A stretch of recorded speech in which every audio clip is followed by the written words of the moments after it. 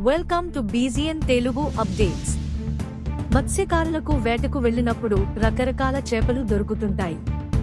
ఒక్కోసారి ఆ చేపలు మత్స్యకారుల జీవితాలనే మార్చేస్తాయి. ఎందుకంటే అవి చాలా అరుదైన, ఖరీదైన చేపలు కావడంతో ఒకేసారి లక్షల్లో అమ్ముడుపోతుంటాయి.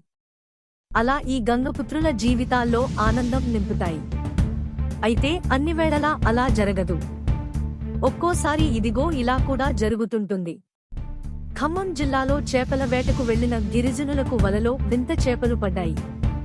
వాటిని చూసేందుకు గ్రామస్తులు పెద్ద సంఖ్యలో చేరుకున్నారు. ఖమ్మం జిల్లా తిరుమలాయపాలెం మండలం బీచురాజుపల్లి వద్ద ఆకేరులో చేపలు పట్టేందుకు వెళ్లిన బాలాజీ తండా గిరిజనులకు సముద్ర జలాల్లో మాత్రమే కనిపించే వింత రకం చేపలు లభించాయి. సముద్ర జలాల్లో మాత్రమే తిరిగే ఈ చేపలను అక్వేరియంలలోనూ పెంచుతారని తెలిపారు. Like, comment and subscribe.